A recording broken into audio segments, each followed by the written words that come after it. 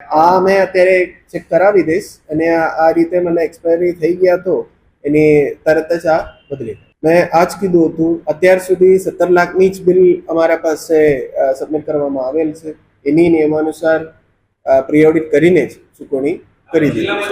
બીજા કઈ બિલ ને આ તો મતલબ આરએનબી અમારા પાસે અગર માની લો મેં અગર મને કારોબારી સમિતિમાં અગર બેસતા હોય તો એની મને નિયમાનુસારની બિલ રજૂ કરવું પડે. તો અત્યાર સુધી આરએનબી પાસેથી એવું કઈ બિલ અમારા ઓફિસમાં રજૂ કરવામાં આવે ને. આ તો અમલીકરણ તો મતલબ આરએનબી પંચાયત છે, કાર્યપાલક એન્જિનિયર શ્રી આરએનબી ને આ એકવાર ચેક કરાવી દઈશ.